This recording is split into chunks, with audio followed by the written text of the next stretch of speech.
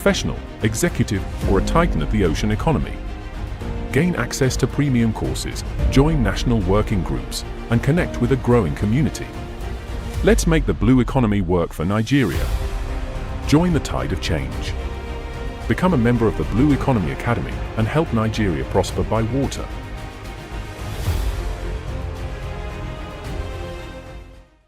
For years, a silent war was fought in our waters. A fight against pirates, saboteurs, and criminals who threatened our nation's economic lifeblood. This is the story of a force that stood ready. A navy that answered the call. The Nigerian Navy has won the first half of the victory. Through unwavering resolve, piracy in the Gulf of Guinea has been defeated, winning us international acclaim. We have brought calm seas to our nation. But calm seas without thriving coasts is only half a victory. The next battle is not with fire, but with focus. A battle to transform the Navy's security win into Nigeria's prosperity. To win this battle, we must change our strategy. From security as a cost to security as a product. This is the purpose of NIPOL, Nigeria's first national prosperity coalition. It is a Navy-led doctrine, an architecture for immediate action where security becomes the bedrock of investment confidence. NIPOL is a strategic handshake between the war room and the boardroom. It moves beyond the silos of marine and shipping to bring in every sector that touches our seas. Consider our vision for blue cities. Nigeria has 853 kilometers of coastline and 8 littoral states brimming with untapped potential. The private sector is ready to invest billions in coastal resorts and infrastructure, but they need an assurance no other institution can provide. NIPOL is that assurance. It is the platform where the Navy provides the security and state governors provide the access, allowing the private sector to deliver the prosperity. This is how the Navy gets a seat at the table from the very beginning, ensuring seamless security planning while simultaneously generating revenue, creating millions of jobs, and revitalizing our coastal communities. Admiral, the tides of our national destiny are changing. For the first time, a dedicated ministry and a national policy have given us the mandate to act. The space is open. This is the moment to pivot the Navy from a guardian of our waters to the guarantor of our prosperity. This is the legacy that awaits your leadership.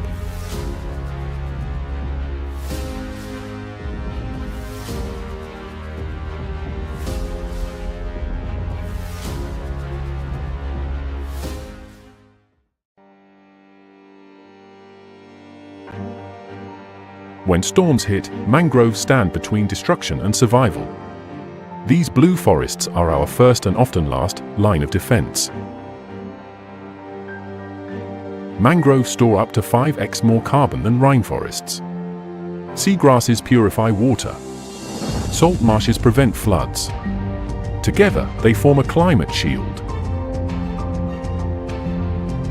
In Nigeria, over 1/3 of mangroves have vanished, leaving coasts exposed and communities unprotected.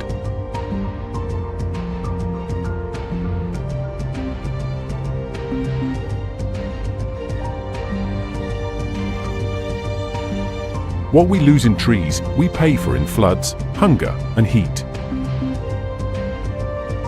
But hope grows literally. Across Bayelsa, Cross River, and Lagos, communities are replanting, protecting, and profiting from carbon-rich ecosystems. Our coasts don't need concrete, they need roots. Let's rebuild what protects us all.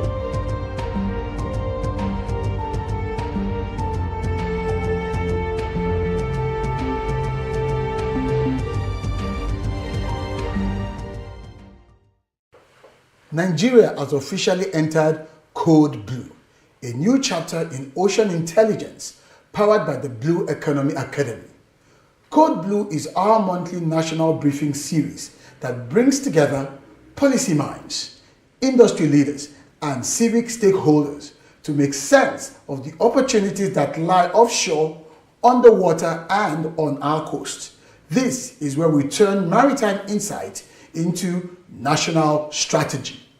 Our maiden edition on July 29, 2025 sets sail with a landmark focus, Blueprint to Reality, mainstreaming Nigeria's 10-year marine and blue economy policy. We will unpack what the policy means, beyond the paper, and spotlight what government, industry, and of course citizens must do to implement it. With reflections from key public and private players, Code Blue aims to move Nigeria's blue economy from vision to value. Join us for this inaugural virtual voyage. Let's deepen the maritime awareness, shape national direction, and anchor new conversations that make Nigeria prosper by water. Welcome on board. Nigeria has officially entered Code Blue, a new chapter in ocean intelligence powered by the Blue Economy Academy. Code Blue is our monthly national briefing series that brings together policy minds, industry leaders, and civic stakeholders to make sense of the opportunities that lie offshore, underwater, and on our coast. This is where we turn maritime insights into national strategy. Our maiden edition on July 29, 2025 sets sail with a landmark focus, blueprints to reality, mainstreaming Nigeria's 10-year marine and blue economy policy. We will unpack what the policy means beyond the paper and spotlight what government, industry, and of course citizens must do to implement it. With reflections from key public and private players, Code Blue aims to move Nigeria's blue economy from vision to value. Join us for this inaugural virtual voyage. Let's deepen the maritime awareness, shape national direction, and anchor new conversations that make Nigeria prosper by water. Welcome on board.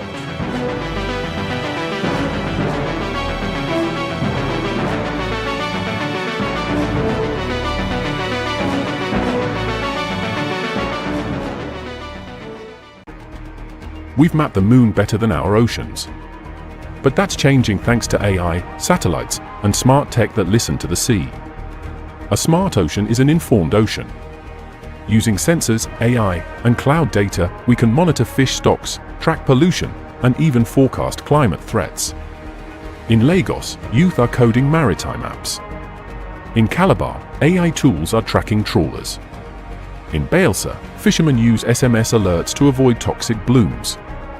From oil tracking to weather alerts, data is becoming Nigeria's most powerful coastal tool. To lead, we need access to global tools, local training, and indigenous innovation. Ocean intelligence must be open, inclusive, and African-led. The ocean speaks in data. It's time we listened with purpose and with code.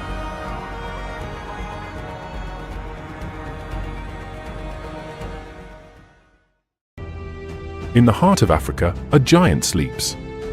Blessed with endless shores, intricate rivers, and vital lagoons, Nigeria holds a destiny written in water. Yet, for many, this vast inheritance remains unseen, a quiet backdrop to our daily lives. We call it sea blindness, the inability to truly see the lifeblood that flows through our nation. This blindness isn't just about what we don't see, it's about what we lose. Opportunities for jobs, for sustainable food, for clean energy, for global trade, slipping through our fingers. But one voice, and now a movement, dares to challenge this silence. We are a water-blessed nation. 853 kilometers of coastline, nearly 10,000 kilometers of inland waterways. This isn't just water, it's blue gold. It's our future, our prosperity, our collective well-being. The Blue Economy Academy is not just about identifying the problem, it's about igniting the solution. Through Blue for You, we are building a national movement, a blue congregation, to awaken this sleeping giant. It's about empowering you. Our mission is clear, the sea for all. That all may see. We believe that when every Nigerian sees the potential, they will own their role in building this incredible future. This is our moment.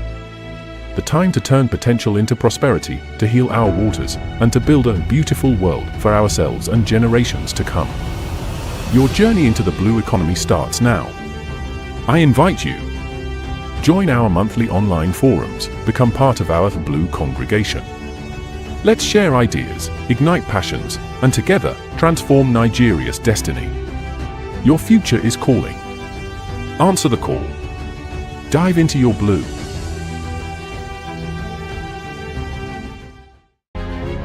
Once, these waters were the world's most feared: piracy, theft, fear at sea. But the Nigerian Navy fought back and won. For 3 years, our seas have been calm. Piracy defeated. Waters secured. The Navy victorious. But calm seas alone are not enough. What next? Empty coasts. Idle hands. Youths with no trawlers to work on. Security without prosperity is only half a victory. America is a superpower because its security fuels its prosperity, and its prosperity funds its security. Nigeria too must embrace this duality. No arm of our military holds the key more than the Navy. The old battle was pirates, oil thieves, and poachers. The Navy won it. The new battle is poverty on our coasts, wasted blue wealth, stolen futures. This is the blue battle, the battle for prosperity, for jobs, for abundance. Admiral, history will remember not only the battles you won at sea, but the prosperity you unleashed from it.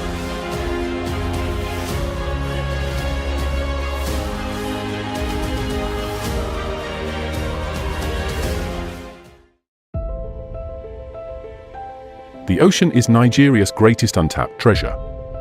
From Lagos to Calabar, from Badagry to Bakassi, our waters carry the power to feed us, connect us, and propel our nation into prosperity.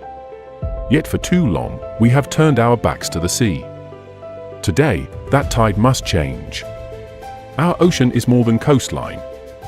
It is 853 kilometers of opportunity, 200 nautical miles of economic promise, and a lifeline for over 200 million Nigerians. 90% of our trade moves by sea. Millions depend on fisheries for their daily bread. And from offshore oil to renewable energy, our waters are the foundation of our survival. But with great wealth comes great responsibility. Our obligation is clear: to protect our waters from pollution, piracy, and neglect, to keep our seafarers safe, to sustain marine life for future generations, to govern our waterways with justice and foresight. If we fail, we risk not only our environment, but our very future as a maritime nation. Yet within every challenge lies opportunity. The blue economy can generate millions of jobs for our youth in shipping, aquaculture, shipbuilding, tourism, and marine technology. With innovation, skills, and vision, Nigeria can rise as Africa's true. Our opportunity is not tomorrow. It is here. It is now. This is why the Blue Economy Academy exists, to eliminate sea blindness and ignite a blue awakening in Nigeria. Through knowledge, advocacy, and action, we are sowing the seeds of ocean literacy, so every Nigerian can see the water not as a boundary, but as a bridge to prosperity. All I want to do is to simply lead a blue awakening in Nigeria, to help my country prosper by water. On this World Maritime Day, Nigeria joins the world to say, our ocean, our obligation, our opportunity. Together, let us awaken to the power of the blue. Together, let us prosper by water.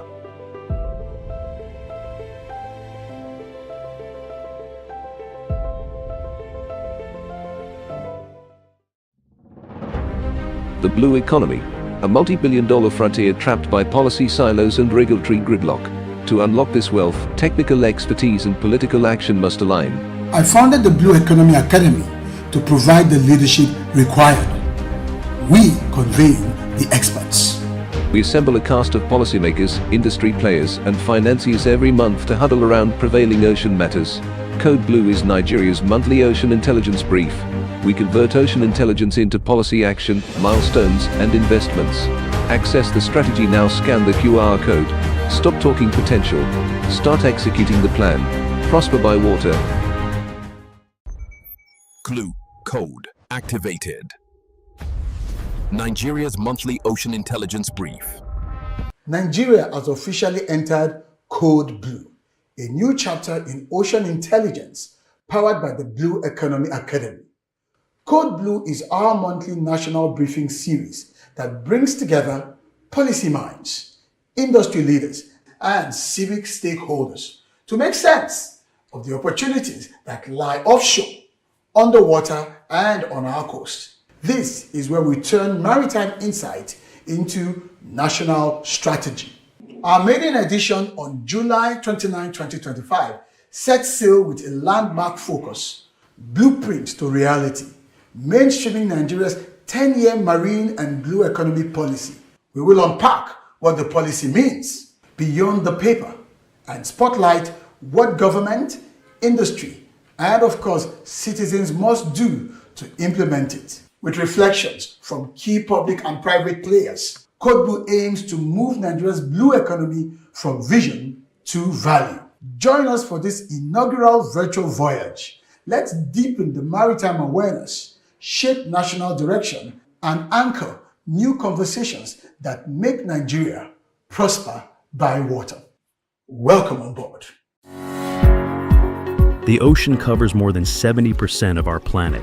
It generates life, connects economies, and holds boundless opportunities for sustainable prosperity.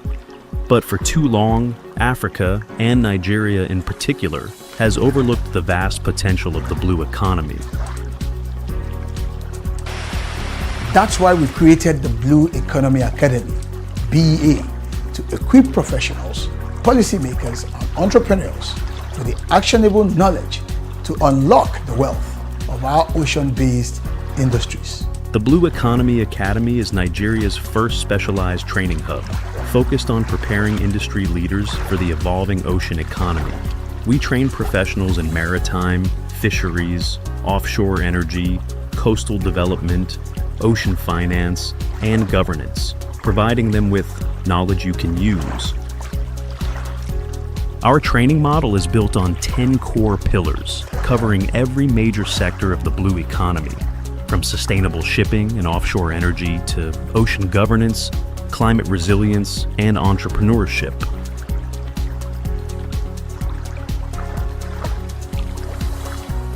The same way we have succeeded in building estates out of nowhere. There are places that are estates today that 10 years ago you mentioned it and I still cringe. That you mean there's an estate there, would I love to live in those places? But when you see the drone view of those estates, when you hear people telling you that they live there, it's a miracle what the real estate sector has been able to accomplish. And we now know from the current rebasing of the GDP, the preliminary submission is that real estate has overtaken oil and gas in terms of GDP performance.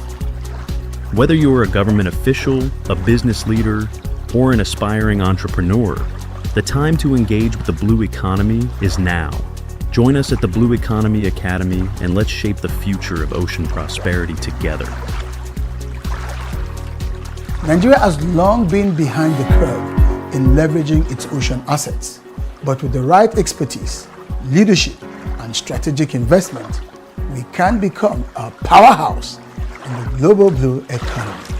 At BEA, we do more than teach. We create industry impact by fostering innovation, partnerships, and investment opportunities in ocean-based sectors.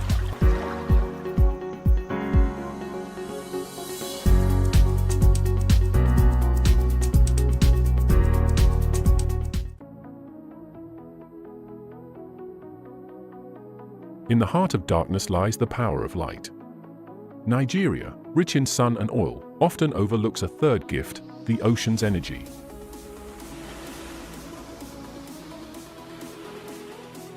Tides that never sleep, waves that crash with force, winds that sweep the Atlantic. Nigeria's coastline holds immense, renewable energy waiting to be tapped.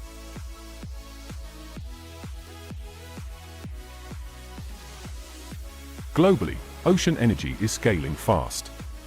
In West Africa, Nigeria is best placed to lead if it invests.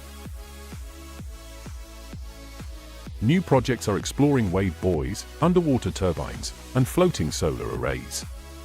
Startups in Lagos are working on energy harvesting seawalls and hydrogen extraction from seawater. With the right research, we could power homes, desalinate water, and energize ports, all from our waves. Challenges remain. High startup costs, grid integration, harsh marine conditions, But with public-private partnerships, local manufacturing, and training, we can leapfrog. Imagine rural electrification powered by tide. Imagine powering port operations with waves instead of diesel.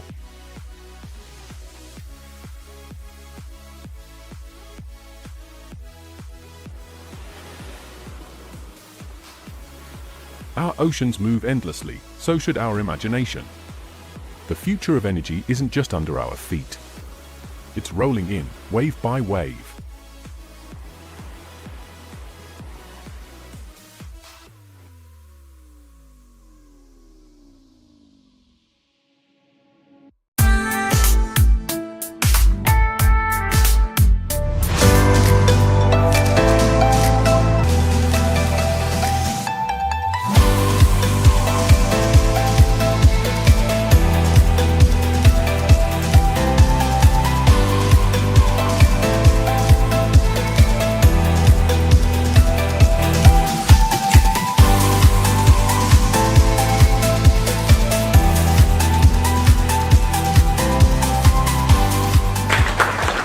Is West and Central Africa's only certified speaking professional.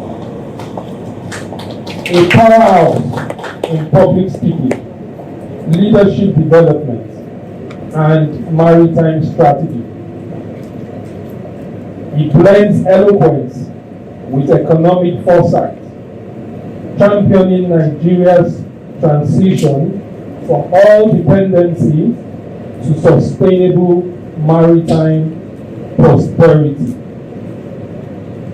Please join me as we welcome Special Advisor to the Director General of NIMASA on Communication and Strategy, who is also the founder of Blue Economy Academy.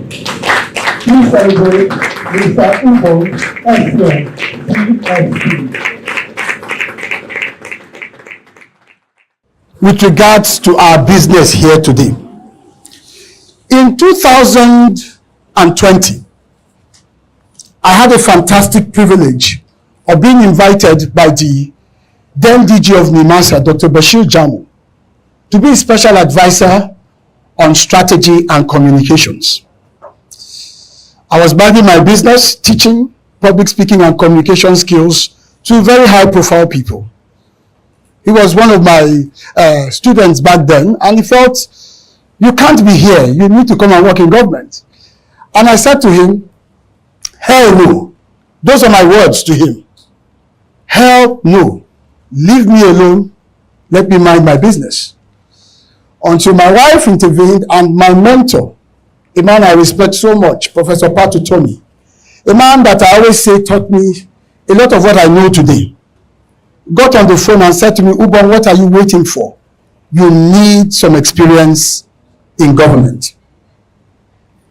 And so I packed my bags and headed into the unknown to start a voyage in maritime. Now I was thrown into that sector without any orientation. I had to work at the highest level with the chief executive day in, day out. And I had to learn very fast. The politics of it, and I'm glad I have an SSA here so he understands what I'm talking about. The politics of it, and of course, the technicalities of maritime. And one of the things I quickly discovered, which is really what is going to buoy what I share with you today, was that the real money is not in how much NIMASA collects or was collecting, or in those contracts. The real money,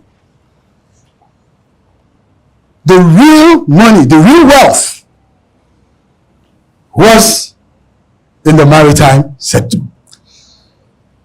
itself. The entire ecosystem of what we now know and recognize as the blue economy. But before I proceed, permit me to also extend my respect and acknowledgement of the presence of the SSA to the Governor on Housing Ministry of Lagos State, Honorable Ayo Amodu. Honorable, my apologies, sorry, this just came to me. So we're in good hands. We have 2 SSAs here. So I feel a kindred spirit knowing the roles of special advisors to principal officers. And one of the things that I learned quickly, and I had what I would call the fortuity of leading, was the agency's Blue Economy Initiative, which we called From Crude to Blue. We are coming down to the real estate sector, but we need to know where the journey began. In other words, we have to start a conversation about our reliance on fossil fuels. Of course, it brings in most of our petrodollars. But does it really bring in, as a sector, the developmental expectations in terms of economics? 6 years ago, it was a report in the Nation newspaper. NLNG and NCDMB signed a $12 billion deal for LNG Train 7 to employ 10,000 people. Please, I want to crave your indulgence. Let's just deal with estimate values here. Can someone help me calculate $12 billion across 10,000 jobs? How much will it be per job? Anyone with any device, please. Help me out. $12 billion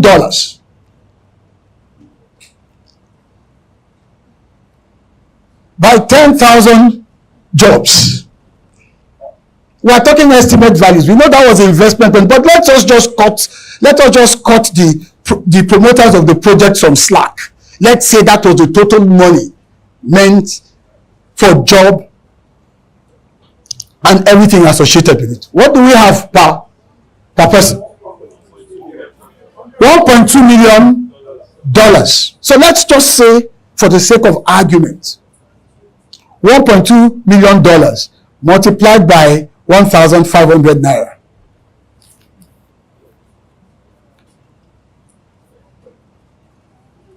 How much?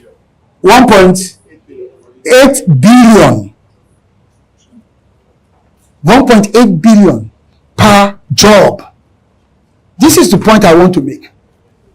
The expectation, and this is just very basic and simple economics, the expectation from that calculation alone is that for there to be any benefit, it would have to trickle down from each of those 10,000 persons.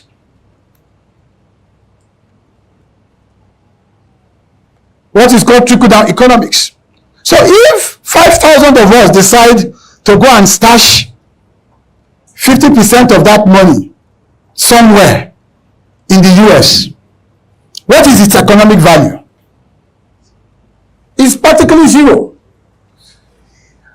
This scenario is just an example of how enclave in nature, how restricted in nature the oil sector is. It demands huge investments, huge capital outlays per project. But its economic effects is so limited, so restricted.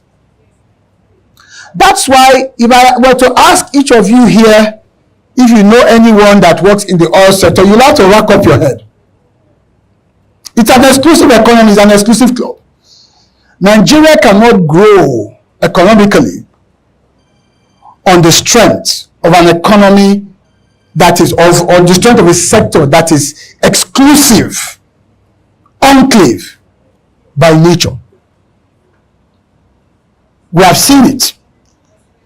And so it makes sense for us to say, out of that 12 billion, estate surveyors and valuers, we're going to invest just 1 billion out of that 12 billion in real estate.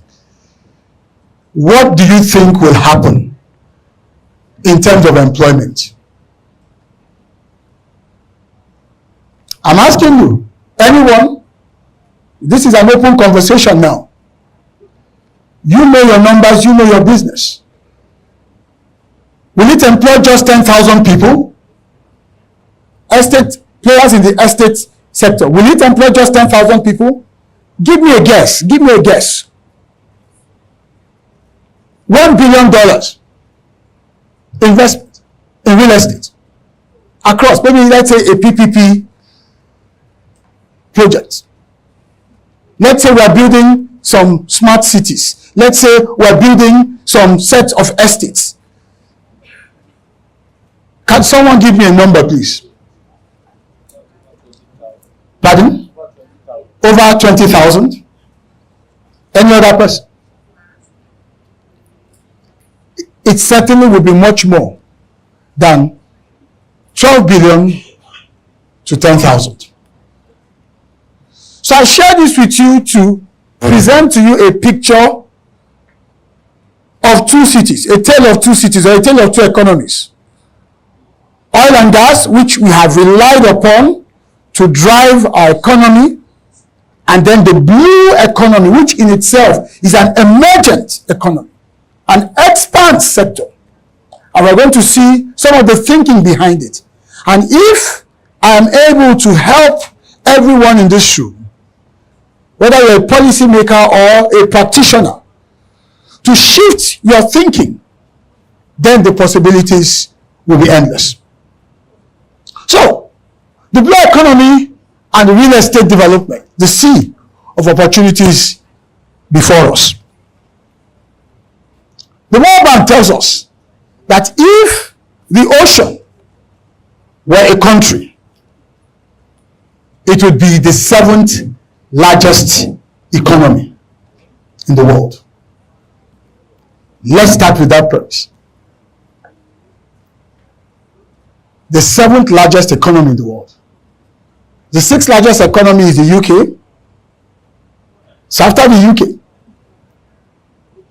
the ocean economy would be the 2nd largest in the world. For very obvious reasons. 70% of our planet is water. 70%.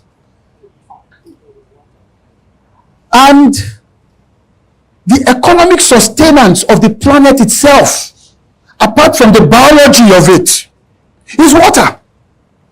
How? Global trade.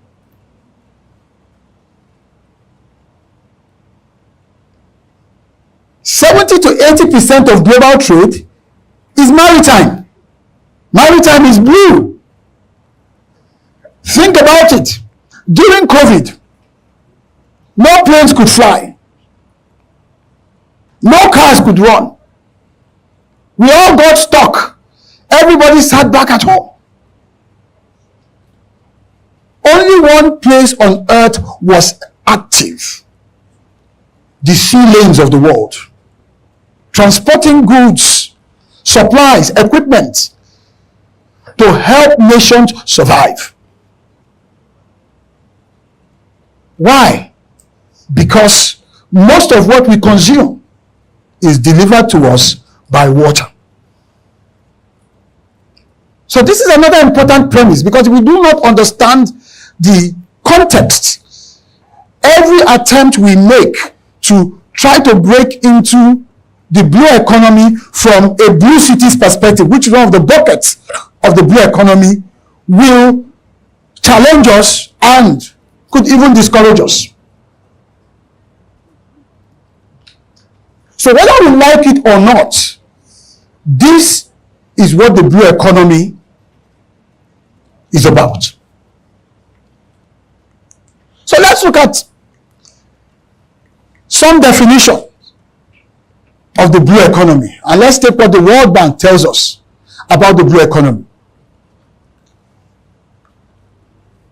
The World Bank says that the blue economy is the sustainable use of ocean resources for economic growth. It didn't say for revenues, and we have to begin to shift this mindset away from revenues. Revenues are essentially meant to be a fallout of actual growth. There's too much fixation on revenues without growth. It is not a sustainable approach. Revenues are given when economic growth takes place.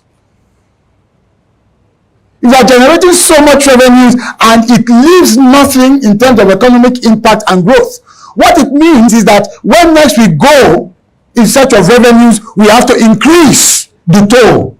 That's what it means. So the oceans are there untapped because there's no growth. And all of the values.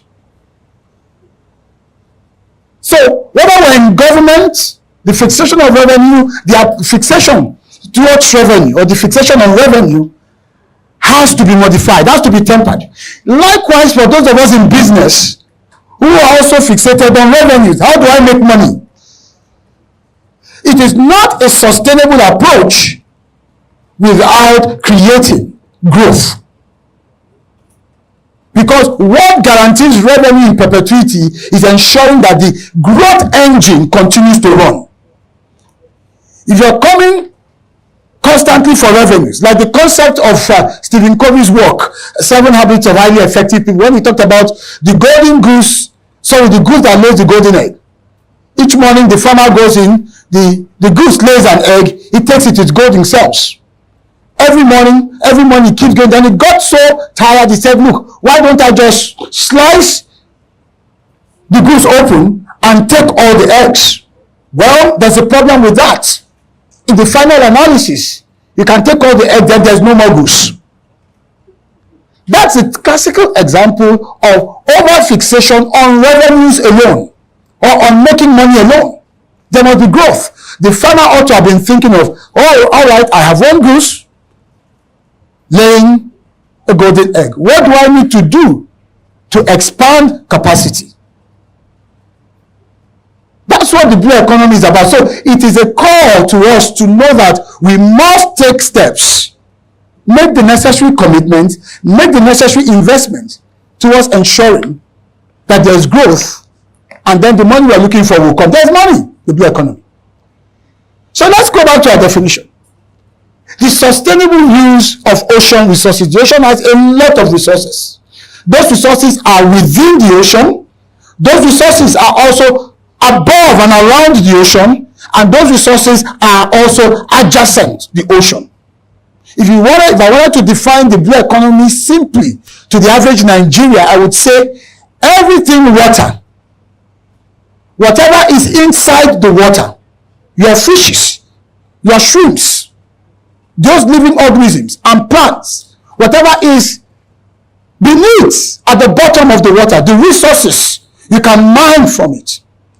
Whatever is on top of the water, your ability to carry out transportation activities.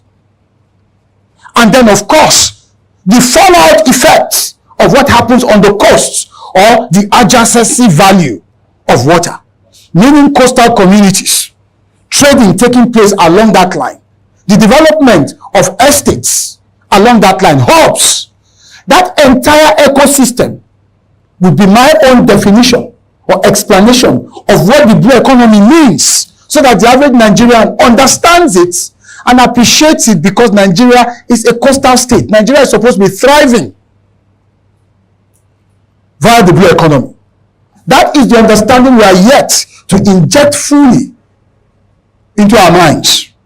Many people live in Lagos but don't even have that appreciation that Lagos used to go by the appellation state of aquatic splendor.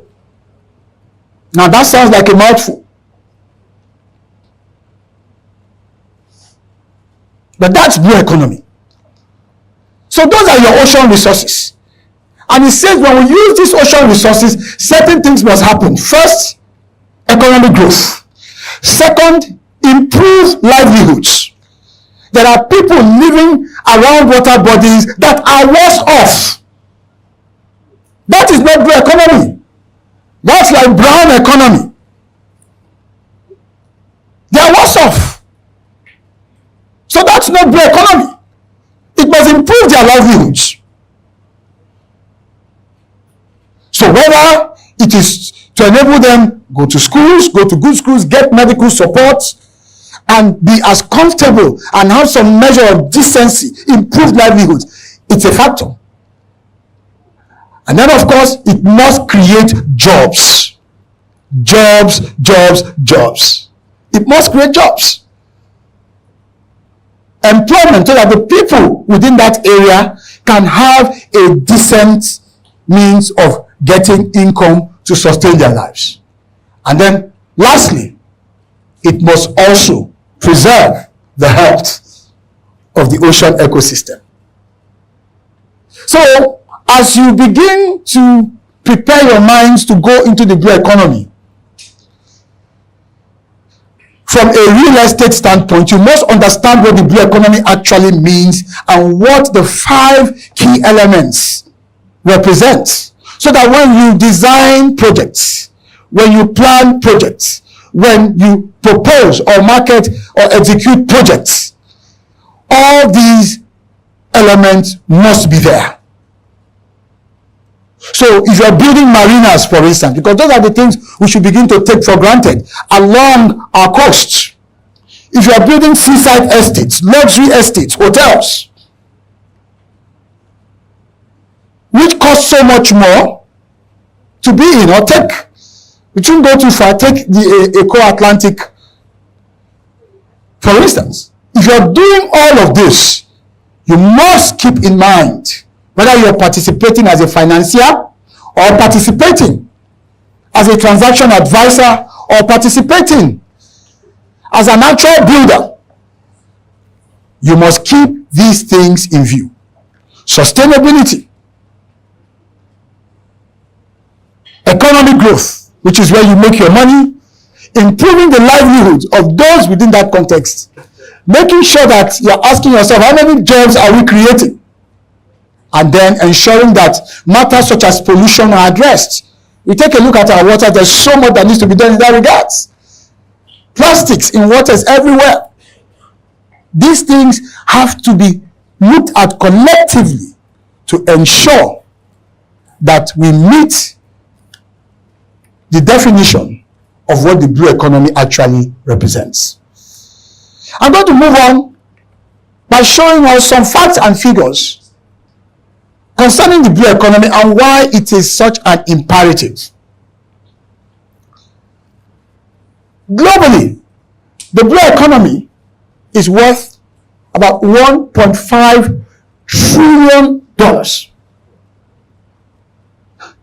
$1.5 trillion globally. Africa has managed, according to the AFDB, to capture about 296 of that economic value. And then Nigeria is positioned as having 10% of that. Understandably, we have a very expanded coast. From Badagry here in Lagos to Bakassi in Cross River or thereabouts, 853 kilometers. These are just conservative estimates to show us the potential. $30 billion. Can the blue economy bring us at least $1 billion? $1 billion is how much in Naira terms? 1.5 trillion? Is it? 1.5 trillion. These are the considerations, these are the things we must have at the back of our minds as we engage in this conversation. And I'm hoping, which is going to form one or two of my recommendations, that FIABC can begin to take the lead. Not just in advocacy. We have passed the stage of advocacy. We are way, way, way behind. I'm talking now about engagement, reaching out. Yes, we need policies, but don't wait for policies. I remember one of my famous motivational quotes. I used to do a lot of motivational speaking when I first started out some 25 years ago. It says, I couldn't wait for my ship to come in, so I had to swim out to it. I couldn't wait for success to come to me. Yes, that's the exact quotation. I used to use it back then. If you ever read the Achievers Manual that I published back in the day, I couldn't wait for success, so I had to swim out to it. So FIABC, NIESB, that's the mindset you must have. You do have government officials here. I am sure for a state like Lagos, Lagos is the center of excellence. Lagos always leads. There are some policy initiatives. We see that even in the various designations. But there are some policy elements that you are going to have to be the one to prod them to do. That's why it's called private sector-led initiative. 13 years ago, Jeff Bezos, founder of Amazon, because he wanted to deliver packages swiftly, after starting Amazon Prime, which was one-day delivery, was not satisfied with just one-day delivery, wanted instant delivery. So what did he do? He started test running drones to deliver packages within 30 minutes. That was 13 years ago. So 2002, 2025, 13 years ago. So 2012, I beg your pardon. And 60 Minutes had an interview with Jeff Bezos, and he said, look, I've done this. The problem that we have is that the FAA, that's the Federal Aviation Administration, they are so far behind. What we have just test run is confusing them. Think about it. Sometimes it has to be that way. Sometimes it has to be that way. That's why it's called a partnership. Government needs all the partnership it can get from those of us in the private sector. All the partnership. And don't just sit back and wait for policies. You can no longer rely on just advocacy and appeal. You've now got to move into engagement. And when we're talking of engagement, you're saying, for instance, FIABC, we're going to visit the governor of Lagos State. Lagos is a coastal city. We have some leverage. Some of our members are in the cabinet. We are not going there to say, Mr. Governor, as you know, the blue economy is this, that, and the other, and we need to tap into it. The ship has left the shore on that long ago. Kenya is doing far better than we are. We are behind, but we have the mass to actually, once we get it right, overtake any African nation. You're going to say, if you can open up this space for us, PPP arrangement, the final say on occupancy is the governor. The same way we have succeeded in building estates out of nowhere. There are places that are estates today that 10 years ago, if you mentioned it, I still cringe. That you mean there's an estate there. Would I love to live in those places? But when you see the drone view of those estates, when you hear people telling you that they live there, it's a miracle what the real estate sector has been able to accomplish. And we now know from the current rebasing of the GDP, the preliminary submission is that real estate has what? Has overtaken oil and gas in terms of GDP performance. That should tell us that there's something there. We should all be paying attention to it. So you've worked this miracle on the land. We're saying it's time to take your miracle prowess to the waters.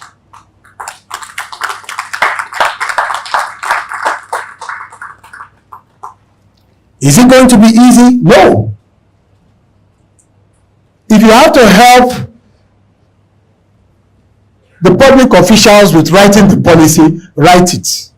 Thankfully, we have enough technology to help shape a lot of these things. with the advent of artificial intelligence. We can quickly on a dashboard see what global best practices are and make the necessary adjustments. So you have to needle them. Absolutely, you have to needle them. Because sometimes the public sector is usually a laggard. Jeff Bezos wanted drone delivery. FAA couldn't catch up with it. I'm told that drone delivery just started in the UK last year or 2 years ago. The private sector has to be very aggressive. And that's why I use the term engagement over just advocacy. Because at the advocacy level, we're talking. At the engagement level, you are putting something on the table. And you are placing a challenge on the table. To say, give us this space. Give us this. Clear this space. If all you can do is open it up with the most minimal infrastructure as your own investment in this partnership, do it. And then we can take it off from there. All right, so the next thing I want us to focus on, I want to show us a picture of some of our maritime assets as a nation, to just give us that level of clarity as to what we are sitting on and as to what we actually have in our possession as a nation. So here are some of our maritime assets and 53 kilometers of coastline. We've mentioned that. Those 8 littoral states, Lagos, Ogun State, Ondo State, Delta, Rivers, there is Akwa Ibom, my state. Although I think I'm more of a Lagosian than an Akwa Ibom person because I was born and brought up here, and I'm not sure they've seen me in my state. Over 10 years, 15 years. Even when I worked in NIMASA had an office and projects there.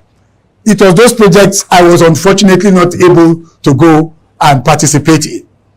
Cross River is also there. Bayelsa is there. We have 8 of these states. So we have what I call the keys of the Atlantic.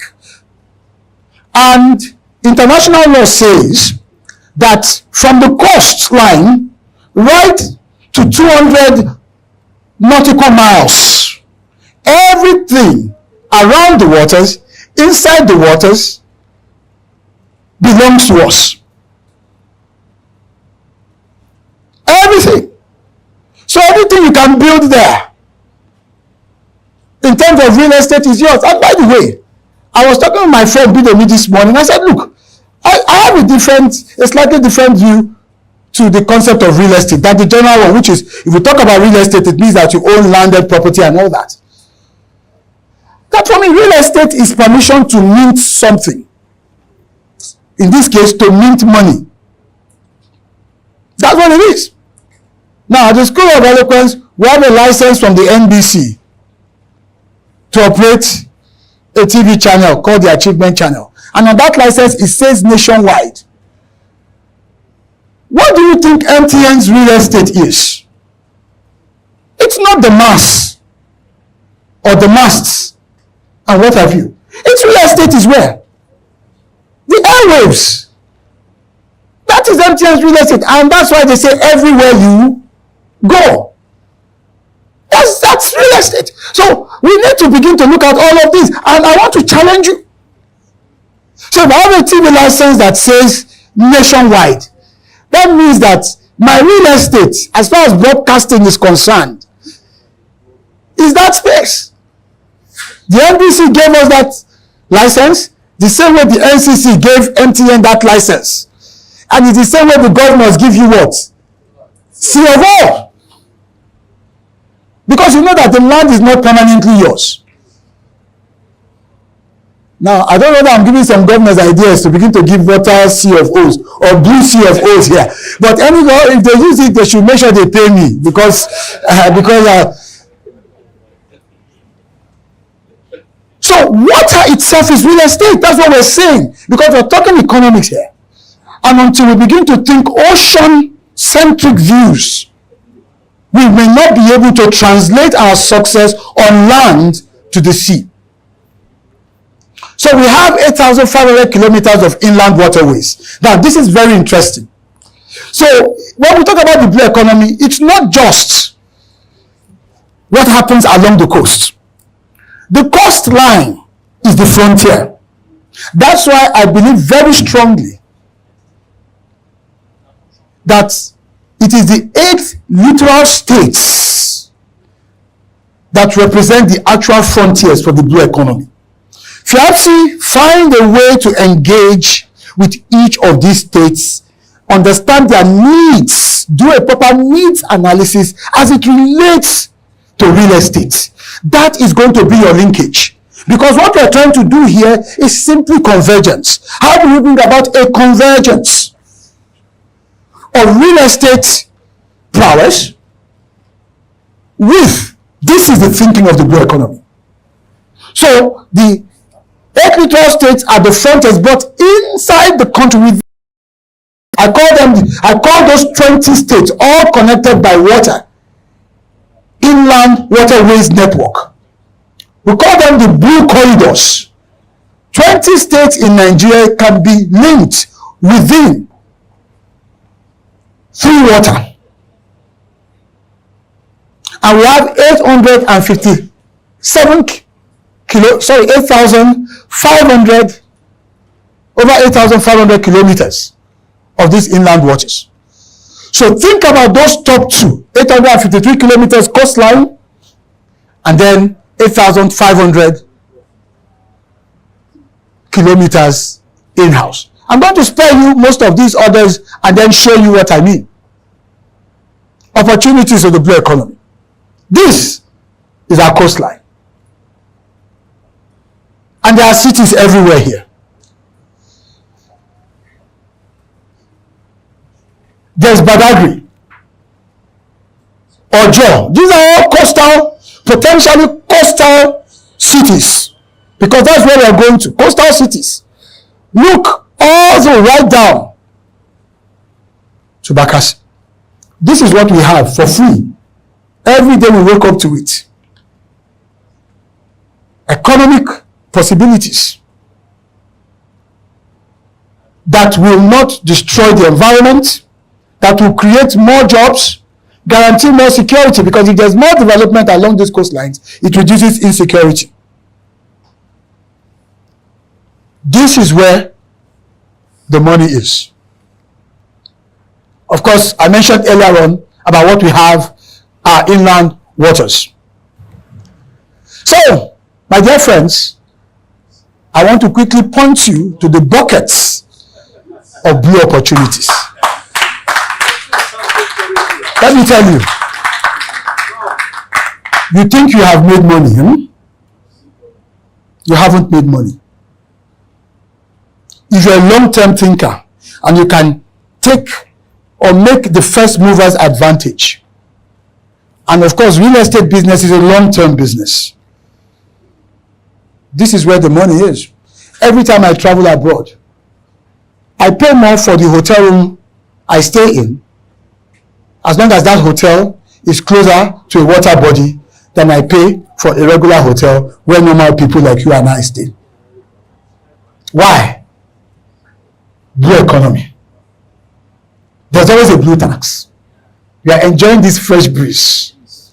I stayed at one hotel in Greece called Kiani Acti 2 years ago when I attended Posidonia, which is the annual event on maritime, on shipping globally. Because the Greeks are the leaders. The Greeks control about 30% of shipping globally. That's why they could manage their major economic crisis. Their economy, their maritime strength, their blue strength was out of this world. Countries like Singapore, all they are doing, they control 25% of maritime labor, seafarers. So imagine what those young boys from ships are repatriating. It gets to a point where nobody is bothering about revenues that government is collecting, but the collective effect, the collective blue effect from blue activity is significantly flowing in. I'm not just talking about trickle down when one person makes $1 million. No, that's trickle down economics. It's risky, it's unpredictable. But when it is a flow, and it flows, you know that everything in that hemisphere is going to feel the effect of the current. That's the power of the blue economy. So when we are showing you this rug of water that we are lifting, we are showing you that, let me use a Yoruba expression, Nkombembe. That's what we're telling you. what we're telling you. So it's a bucket of blue opportunities. So I'm just going to leave you, before I go into Q&A, by just showing you the 10 buckets of blue economic activities so that you can decide which one you want to fetch from. The 10 bucket. That's why we call this an expanse economy. You don't need to be too sophisticated, having learned special drilling skills to participate. Just look for which bucket is nearest to your capability and begin to show interest. So what are those 10 buckets? At the Blue Economy Academy, I founded the Blue Economy Academy after my time in NIMASA. I said to myself, okay, I've had government experience, and it was a fantastic privilege, and I'll always be thankful to my boss, Dr. Jamo, who fought tooth and nail. He fought his way to ensure that I took up that job, up to the point of getting my wife involved. You know, when your wife comes and says to you, why don't you rethink it? It means that even in your house, you can lose elections. I'm telling you. That's what it means. And so I took on that job, and I learned a lot because I actually participated. All the things we did, we came up with a document called From Crude to Blue. I was sharing that with the chairman, with the chairman of Lagos FIAPSI. Sorry, Lagos NIESV earlier on. And so these are the buckets I want to show you at the Blue Economy Academy, which was what I started after I left NIMASA. And look, I don't want this knowledge to go to waste. Let's begin to share knowledge, inspire people, educate people about the blue economy. So there are 10 buckets, and this is where I'll leave it and take questions. Bucket number 1, as you can see, is what we call blue what? Blue commerce, trade, shipping, movements of goods and services. Can you imagine blue commerce? Moving palm oil to Lagos by sea. It will be cheaper. You'll be able to do more volumes. You'll evade, the usual wahalas on the road I will not mention. And then you'll be able to do so much more. Blue commerce. So transportation itself is one. The second one is what we call blue bounty. Blue bounty simply means aquatic life. In terms of fish, shrimps, and the ton of what you can harvest for food. The third one is what we call blue power. Sustainable energy. Nigeria still has a lot to do in that regards. Renewables, wind farms, and all the rest that we can get. As we're struggling with our power as a nation, it has to be one of the options that we incorporate into our energy mix as a nation. Then the one that I think concerns you the most is blue cities. Coastal infrastructure. Coastal estates. I would prefer to live near the ocean and enjoy the breeze, because the breeze is better if you're nearer the ocean. Have you noticed? It's better. Then you have a host of others. You have blue capital. How do we raise money? And FIAPSI, this is going to be very important for you to engage and encourage your financiers to begin to think in terms of what we call blue bonds. Blue bonds. We have a series of programs at the Blue Economy Academy where we go into each of these buckets. It's a course you take for about a month to understand the total dimensions of the blue economy before you begin to get involved. Blue capital, because our finance institutions need to learn these things. We now have green bonds. There are various ways to raise money, raise capital for your projects. But if your players or if your financiers don't have the understanding and what the rules are, they are not going to be able to provide that support meaningfully. Then there's blue governance and justice, and I'm glad we have a government presence here. There is the kind of awareness that is required to function in that space. So lawyers have a place here. If you're a lawyer, I would advise you to begin, if you are serious about the economics of your profession. This is one of the most untapped aspects of the legal profession. I could count the number of maritime lawyers I met during my 3 years at NIMASA. And yet, that was a sector that required so many laws in terms of specialization, not to talk about blue governance and justice. Then Blue Nexus is about biotechnology and all of the various intersections of technological applications to drive the blue economy. Then we have Blue Climate. It's very important for those of us who care about the environment.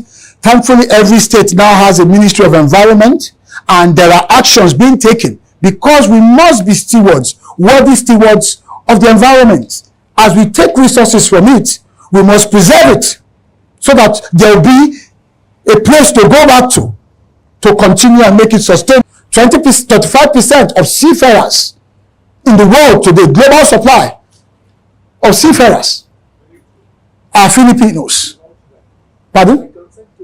You consent to it. Thank you very much. They are Filipinos. And you know the interesting thing? In maritime, you get paid in dollars. Because maritime is international. So Blue Talent is there, capacity building there, and then finally Blue Ventures, the kinds of businesses we need to set up. Young entrepreneurs need to begin to think, startups in the blue sector, in the blue economy. So these are the things I want us to understand. It is not in my place to educate you. I am the least qualified to educate you when it comes to the specs of your business in real estate. I've only come here to shed light to help project what the trend is as far as this emerging sector is concerned. It's only emergent for us in Nigeria. It is a sector that has taken hold globally. And to challenge us to begin to think about making Nigeria blue. More blue is what we need. More blue so that we will not suffer the blues. Thank you very much. Thank you very much, sir. That was another big ocean of knowledge that we have just shared with us today. So we'll take Q&A. Because we don't have so much time, we'll take just 3 people. I know we have more questions, so I'm going to take in the order in which we raise our hands. So I have number 1. Please note that, sir. Do we have any other question in the house? Oh, we are all okay. Are you raising your hand? So number 2, sir. Okay. I think that's okay. We are all together. Your name, sir, your family, and your question. My name is David. Good afternoon, everyone. You say David? I represent PIOCCI, People of Indian Chamber of Commerce and Industry, which is a global body of 36 million Indians working abroad. And I work the African region. I represent 54 countries from Lagos. Let me tell you, I don't want to have a question. As Professor Ubong said, I'll use the word professor. You know, most of these things, like, you know what you brought, I just want to have some supplements with your permission. Because I know you're speaker of the day, and you're trying really to make it a thorough today. Let me add to it. And I want all of us to, you know, see in practicality some of those things what Professor has mentioned today, which many countries have achieved. The first thing what is started with the villages, towns and cities. If you have time to welcome you to India and come to a state called Tamil Nadu, you know, we built a temple from 7,000 kilometers far from Tamil Nadu called Angkor Wat in Cambodia. And those villages, if you see even today, there are houses which are not less than 6,000 to 8,000 square feet, the minimum smallest house. Because that shows when you are at the coastal city, you can connect to the whole world. So I just wanted to supplement Professor on this thinking, number 1. Thank you. Number 2, you know, we mentioned an inland waterways. Thanks to our current government in India, they are working tirelessly and with safe cost. Not only cost, the headache that we see on Nigerian roads. I just put in one number. You know, for me, India has got a very big coastal, I don't remember the numbers, I think about 5,000 kilometers or so.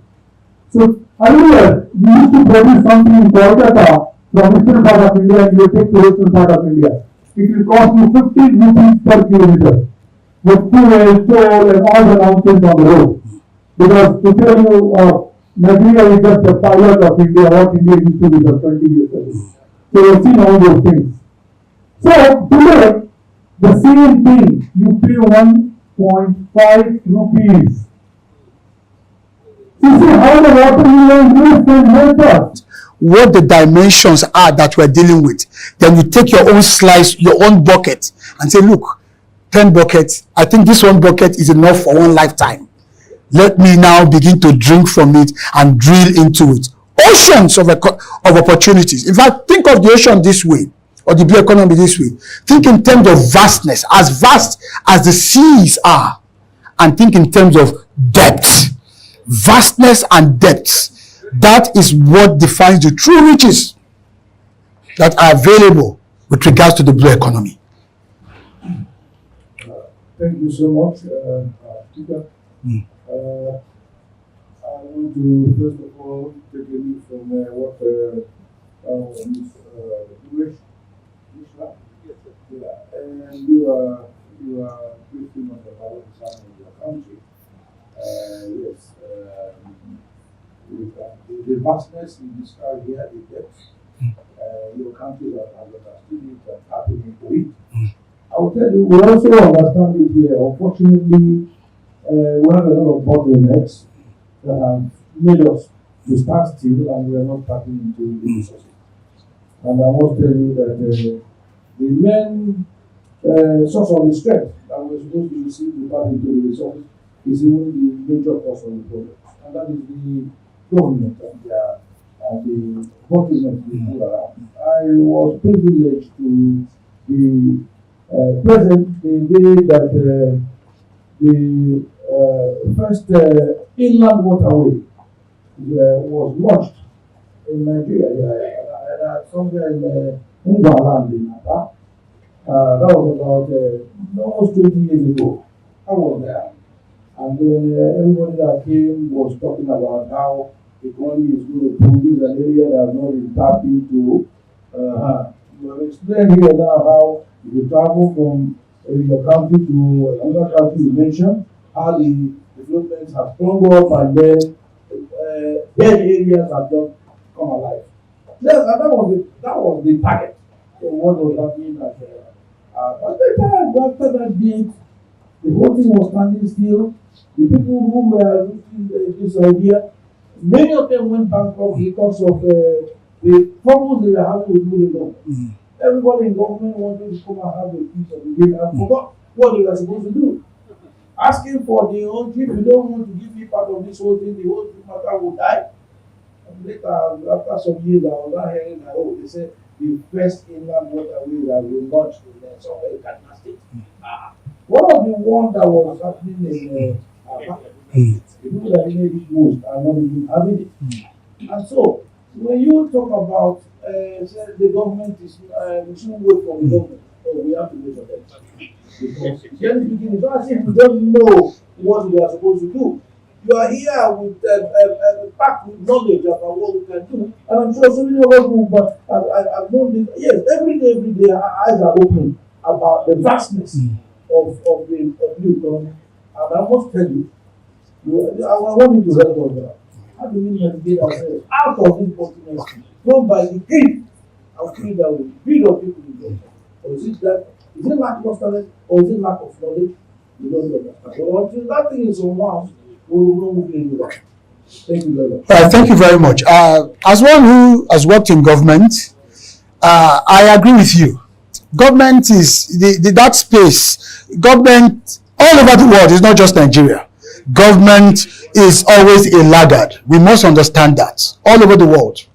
We can argue the degrees to which this happens or that. For instance, you have in America now, the government wants to create a Department of Government Efficiency because it feels, the current administration feels things are not as efficient as they should be. That's the nature of bureaucracies. That's why I said, that's why I mentioned that quotation, that I could not wait for success. So I swam out to it. Engagement is very important. For instance,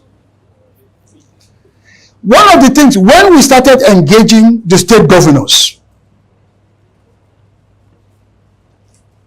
we realized that by going there, telling them this is what we have on the table that we are about to do, and you might miss out, that was enough to trigger a response. That's why it's a partnership.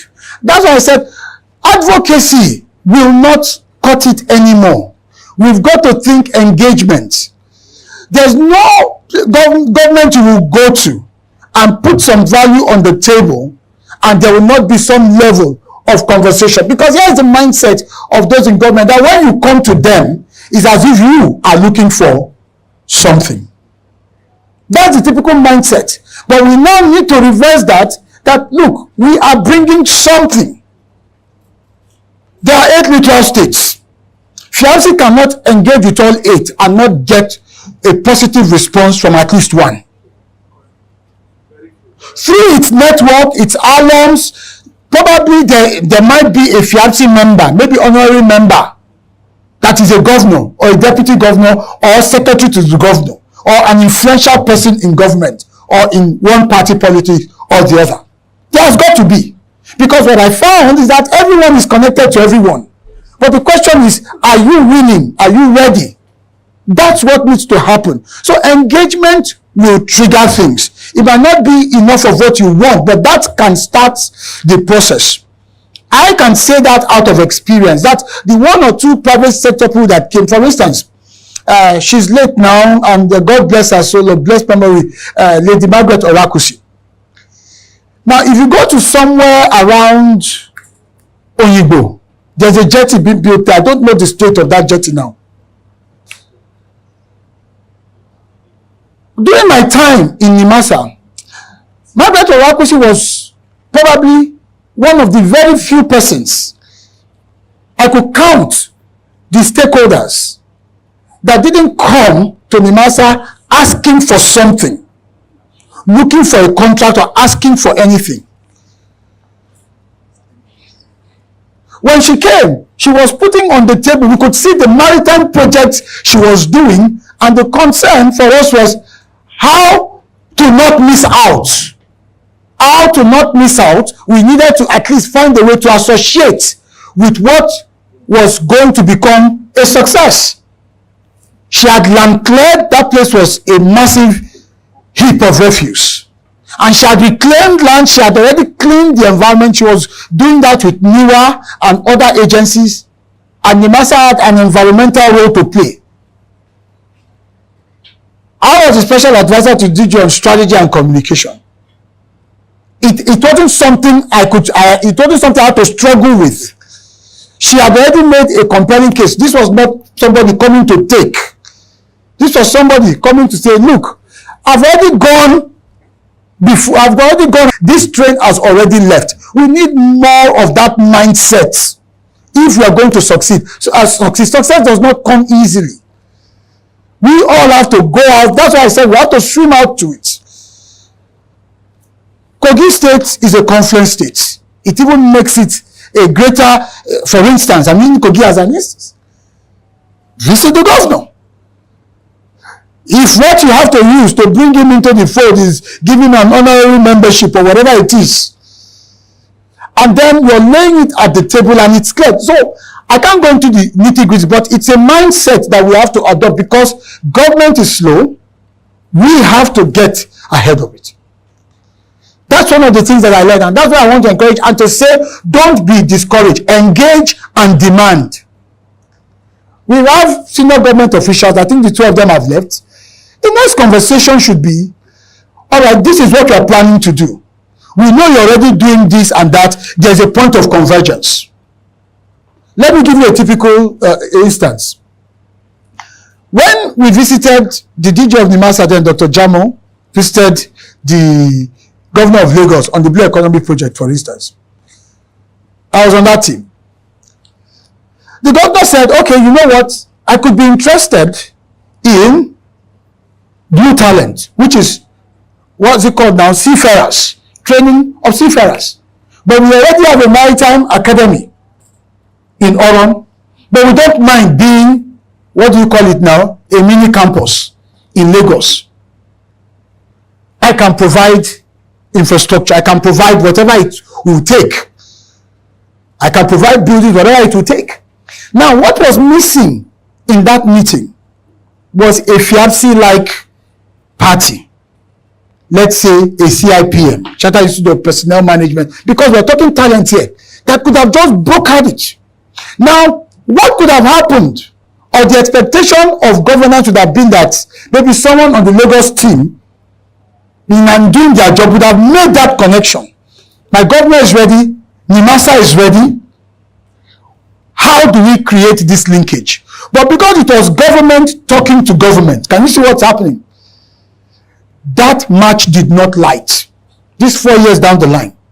That's why I'm saying we cannot, the stakes are too high for us to leave it totally to them. We must up our game. Because if CIPM has said, oh, we have the database, we are the warehouse of manpower development in Nigeria. All right? So do we need to create an agency? Do we need to create a special purpose vehicle? Whatever it is, that's where private sector would have come to lead it. And that's why I'm saying to FIABC that you are in a unique position right now to spark off these engagements. And one thing I want to encourage you to do is to set up a Blue Economy Committee within your body to focus on this and to begin to take some steps. So there are lots of irons in the fires, but we have not connected the dots. The linkages to spark them into life is what's missing. And the problem is that we are waiting for civil servants who, by their default status, it's their wheelbarrow-like. You know what a wheelbarrow, you have to lift it and push it. And when we need to do that, we must do it. Because you are investing, your resources are going into this. So it is in your interest to help drive the policy, if policy is what is needed. If policy is the only thing remaining, to help drive it, it is in your interest. So you must find a way to have a seat at the table. That's how this works. Otherwise, we'll keep preaching it as you've continued to say, and nothing will come out. For me, as the founder of the Blue Economy Academy, what I have, NIMASA in 3 years was like my PhD in maritime and blue economy. As a technician, I know how it works. And what we have done at the Blue Economy Academy is to translate that into modules of learning, but in a very functional way. Not academic now. These are the things you can begin to do. Calls you can begin to make. Just like you have Lagos Business School. As you're finishing a program in Lagos Business School, you're already seeing results from the network, the connections, and what have you. So most of us have access to governance. How are we using the access? How are we leveraging it to move industries and sectors forward? So I feel you, sir, because I've been there, I know what it's like. But what I also know is that if we want something, we have to get up and move the needle. Otherwise, in 5 years' time, we'll be back here and we're still discussing this. And I hope that FIABC can begin to make the move in engagement terms. And let's begin to see, I want to see the president of FIABC Africa and Nigeria in Bayelsa with the governor. And then a statement that, okay, we are giving you this plot to develop as a test blue city. Then FIABC, your network, your members, with all of the connections, can we do this? Let's see what it will look like. And I can tell you, the governor of Ogun State, once he sees that, he will call Mr. Adele and say, are you not my brother again? What happened? I'm seeing you in Bayelsa. That's how things work in this country. Well, I'm seeing you in Bayelsa. What happened? You are from this state. That will be the next question. I can tell you from my state that if they see me doing this, they will ask, and you are from this state and you have never, they will accuse me as if it is my fault. But the point I'm making is there are things we can do. There are low-hanging fruits. Let's take them first and let the policy and the bureaucracy catch up. They are lagging indicators. They are laggards. Okay, thank you very much. Okay. All right. I guess I'm done. Sorry, we just have one more question. One more? Okay. Good afternoon. Good afternoon. I'm Reverend Dr. Babajide I'm from New York City. My question to my honorable, you are very inspiring, your message, and eloquent. My question is, I've been watching and I see the ocean bringing dollar in. Now, luckily, I'm one of the contact persons in New York City when it comes to affairs of Nigeria and Africa. My question to you, my honorable, how can we be in safe haven when it has to do with honest person to deal with in Nigeria? Now, I want to see or hear from the panel, who can we get in touch with when we want to get property here that we won't cultivate in empty barrel, that we pay and we don't get nothing in return. Fortunately, I'm very close to the Black American business people and developers. And I think before COVID, the main someone who came to the US to ask for people of business. And unfortunately that I was there as one of the people that he spoke with. Now I want to see how you can make it that we will have confidence in Nigeria when we're talking of real estate. Because we have big real estate developers that they are interested in Nigeria real estate. I was invited to Nigeria Embassy last year. They asked me to use my influence to bring business people to Nigeria. Where our problem started from is the consulate, where they can't get visa because they contacted visa to a private company. So now, if you can advise them, so I carry the message home that we are safe to do business with Nigeria or Africa particularly, that these are the list of people we can deal with, that we can sleep without open one eye. Okay. All right. Thank you very much, sir. Thank you very much, Reverend. We appreciate your question. It's always a germane concern because these are investments that we're talking about here. I think you are already in the right space. You're already in the right space. Because when you make plans of the nature that you have indicated, and by the way, New York City is one of the leading blue economy centers in the world. I mean, in terms of what happens between New York and New Jersey, their port and what goes on there.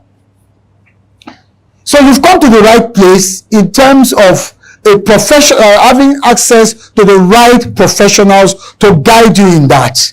And so you'll be meeting with the presidents of the two presidents, FIAPSI, Africa and Near East. Mr. Dele is here. He's going to work with you. And then, of course, Mr. Opatola is here as well. So here you have both FIAPSI, which is the international body for real estate practice. And then you also have members of the NIESV, that's the Nigerian Institution for Estate Surveyors and Valuers. So you are in good company. So I hope that addresses your concern. Before I leave, I want to reference something I watched 2 weeks ago on television. It was in Enugu State. The governor of Enugu State and the owner of Landmark. Gentlemen, that's a man that understands what is under that blue rug. That's a man that understands the blue economy. I've never met him. I just saw it, and by the time I switched I turned to it, I saw the governor, and what I could hear was Nike Lake Resort, and I saw Landmark. I didn't need to watch it any further. I could establish what was about to happen. And that's also a governor. That's why I said, go to the governor. The governors are the key to the blue economy. Let's be clear. Yes, we will eventually have a national policy. It's taken a while in coming. We had started that some 3 years ago, from NIMASA to the ministry then, and then under the chairmanship of the then vice president. We had a couple of meetings, but then of course, the tenure elapsed or ended, and then here we are. So we will get there. But don't wait for the policy. Write your own policy and start to execute, and then converge. There will be a convergence. But if you wait for the policy, it comes in 10 years. Uninvested resources will go latent. So blue economy will allow you to broaden your mix of portfolio in this business, and you need it. No investor sticks only to a singular line of investment. So here we see a man who encountered a very painful, and let's agree with that, setback.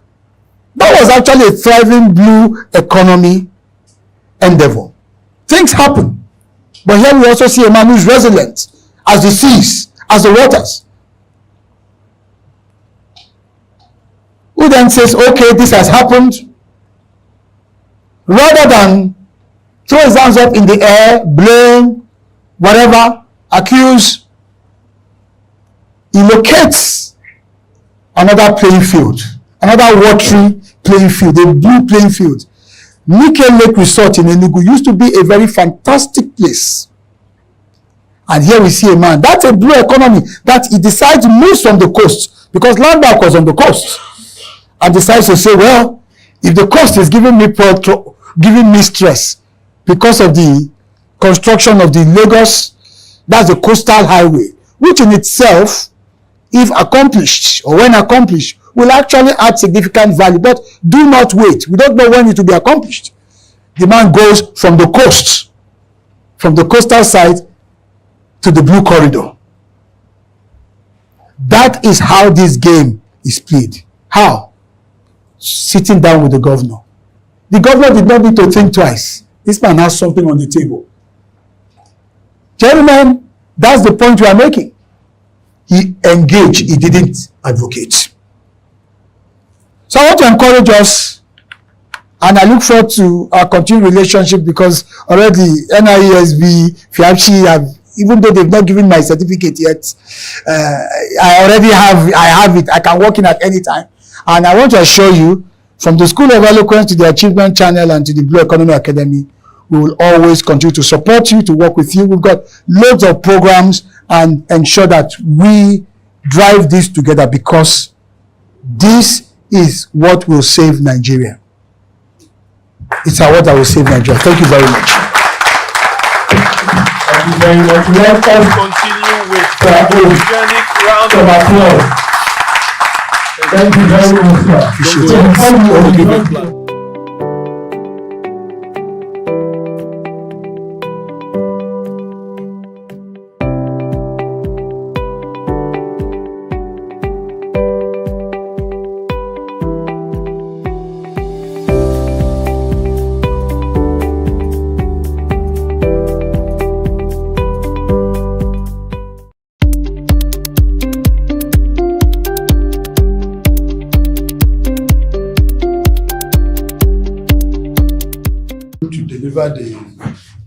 Who's going to talk with us, who will lead the discussion, let me say it that way, has been one of us in the industry. So there is nothing you are going to hear today is probably through practical experience, because he has passed through several ladders in this industry. One, he worked as a SA media to the master DJ, Dr. Jamu. That was his last port of call. And thereafter, before then, he had a school in Lagos, a very thriving school, called School of Eloquence and Communication. I'm sure most of you have been hearing of it. That's the owner, the proprietor of School of Eloquence and Communication. His name is Dr. S.N. Ubong. So let's give him a round of applause, please. Thank you. Thank you. His paper or his discussion this morning is very broad, because I know he has navigated well in the industry. And when we were discussing, I told him, listen, I beg, so many things are involved. You have to go through the nitty-gritty. In fact, his paper is 4 papers in 1. So it's going to be holistic. Sir, the people you see here are staff of PR unit of Nigerian Shippers Council. Most of them are in Lagos, some of them are in Kano, Abuja, Bauchi, Port Harcourt. All where they have zonal offices, they have PR people in those offices.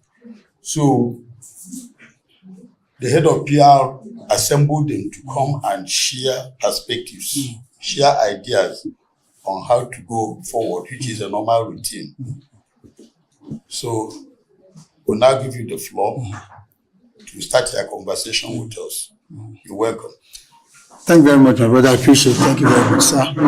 Let me start by extending my respect to Head of PR. Madam, thank you for this wonderful initiative.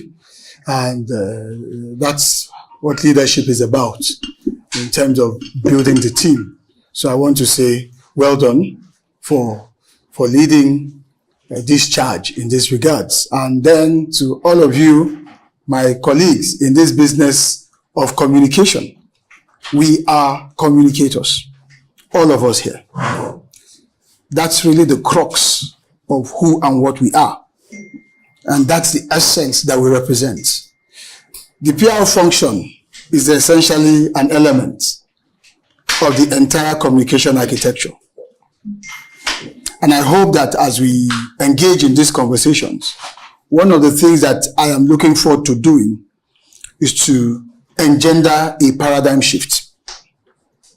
Having had the privilege, having been a private sector person, and then I had the privilege to serve in the public space, I'm always excited when I'm asked to come back to join these conversations because of the benefit of both worlds. Yeah.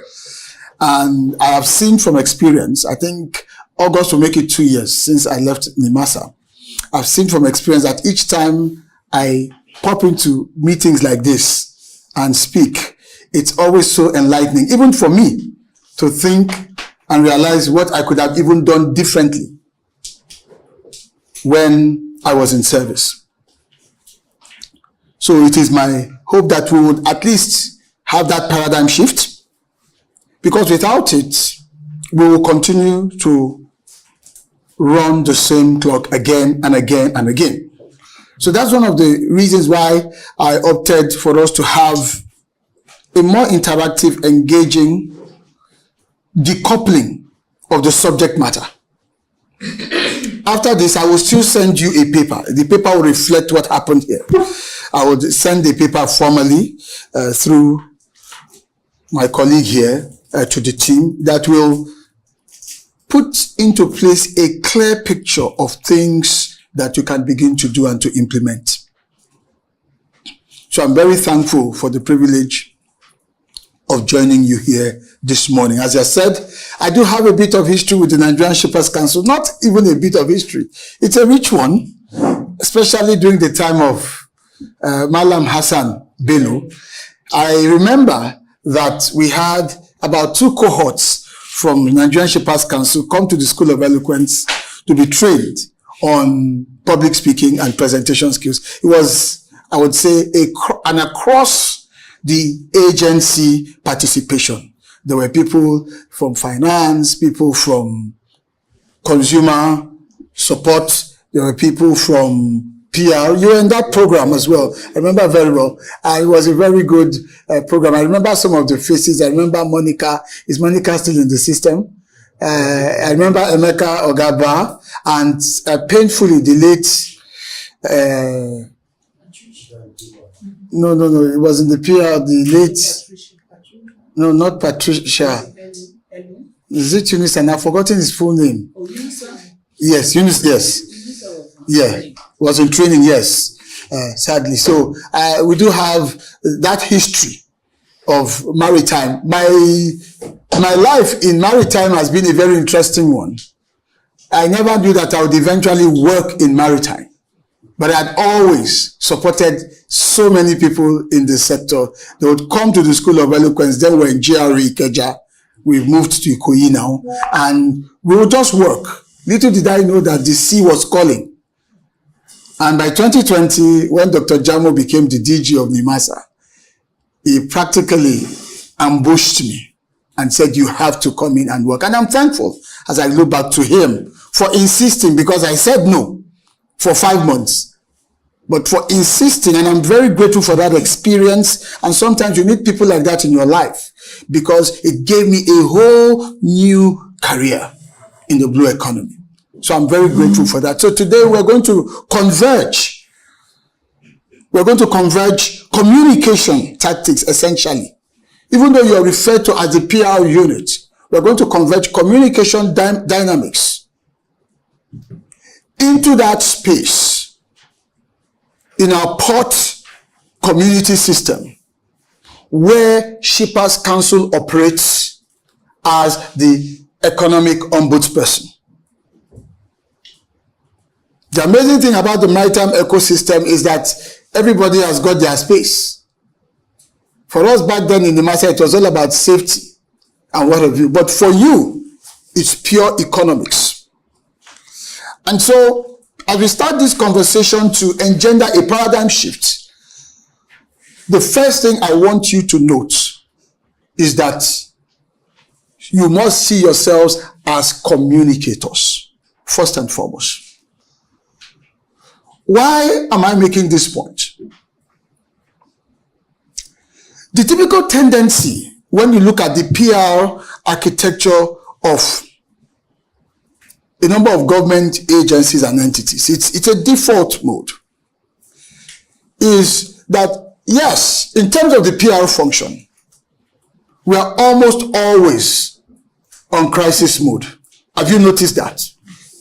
We are either praying that something does not go wrong, and when something goes wrong, a lot of the times it catches us flat-footed. So we are constantly playing catch-up. We are constantly in reactionary mode.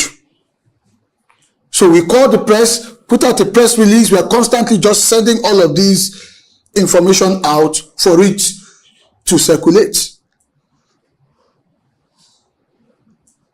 That's what typically happens. And the maritime space being such a volatile operating environment, because there are just so many players doing so many different things, from security to safety to trade, so much just keeps going on. We're here. A lot is going on. We have no clue what's going on. So our thinking must evolve into a more strategic pattern that envisages, that plays the devil's advocate, that anticipates, that just sits down. Maybe in your office, 2-3 of you can just sit down and just begin to throw up scenarios. Scenario thinking must be part of how you operate. Why? So that when it's time for the actual PR function, because it is a leg in the entire communication system, you'll be able to use PR to service the needs of the publics in a way that it burnishes your reputation, rather than trying to use PR as a tool to solve all forms of crisis that requires communication. So we need to think broadly. Because if we keep relying on that PR mentality, most of what we'll be doing will be clean-up business. How many of you agree with me on that? It's a tendency to always clean up. So first and foremost, the paradigm must shift. You are communicators. And by that, it also means that you are strategists. You must begin to have a very strategic disposition to things. When I worked with my principal, back then the master, I would sit down, sometimes I'll sit down with him at home and tell him, what if as we sit right now, some seafarers are being kidnapped? Right now. We don't know what's happening out there on the ICs. And we said, why are you thinking that? I said, it's my job, it's communication. What we need to anticipate, because these are part of the occupational hazards. What if, as you see it right now, there is a very serious argument or a very serious rift between port operator A and freight forwarder B that had probably been brewing some 3 months ago when the vessel left China with the cargo. Because your business, really, the football in your playing field is cargo. That's the football. In your playing field is cargo. And the players, typically your terminal operators and the shippers. And the enabling law that sets you up says first and foremost, protect who? Protect the shipper. But you have evolved over time to realize that beyond protecting the shipper, you need to have your hands on the entire economic activities within the port community. Hence the role of a PER, Port Economic Regulator. These things are going on. What we just do not know. And so the thinking, that's why I said you must think communication, and then your mindset must be more strategic. It must be communications and strategy, or strategic communication. PR being a leg. We will know when to deploy PR. So what if between terminal operator A and freight forwarder B right now, you know your players, you have your database. By now, the expectation is that you know where the potential challenges could be. You know where the hotspots in that economic space in the port could be. So what if right now this is happening? And it's sounding like an irreconcilable problem. And these entities are powerful in their respective rights to also use the media to put it out there that you are being overcharged by this particular port operator. Charges that do not exist, charges that are opportunistic. So what I'm doing, I'm just scenario painting now. What if that's going on and you didn't get to have a sense of it? Do you have, and this is the question I'm asking you, a playbook for dealing with such a situation from a communications standpoint? We're not talking about the units in charge of consumer protection and what have you. The PR unit must have its own playbook that it has developed strategically by thinking out these scenarios. They may happen, they may also not happen. But we are strategists, we are in the game, in the business of envisaging and anticipating most times the unthinkable happening, and then bracing ourselves in the event that it happens. That's what it means to be proactive. Great communicators have strong proactive behaviors. We have to be proactive. That's part of how we change our paradigm. That's a part of how we change the mindset, the approach. We move ourselves out of that space, and the reasoning becomes different. If you are able to make this leap or this transition in disposition, let me tell you what happens. It begins to cascade into, number one, how you operate inter-unit or interdepartmentally. It changes the kind of question or the kind of data or the kind of information request you make of your other departments and units that are on the front lines. Why? Because you're looking at the matter strategically with a view to a certain outcome. And what is that outcome? You want the perception about Shippers Council to be in alignment with the mandate of Shippers Council. Because that is the journey as to how you begin to become a brand, which is what our conversation is all about here. For most government agencies, there is always a potential misalignment between what they stand for and what they are doing and what they represent in the minds of their audience. For most. So it takes a lot of conscious work. So I'm taking you back to first order of business. You are communicators, and so the paradigm must shift. It's bigger than just public relations. Far, far bigger. More so now that the country has adopted the model beyond a Ministry of Transportation to say it is now marine and blue economy. So it is a wide expanse of an entire ecosystem. A wide expanse. At the Blue Economy Academy, which one of the things I started when I left, finished my service, we're looking at 10 buckets. It's so massive. It's 10 separate areas. There's a lot going on.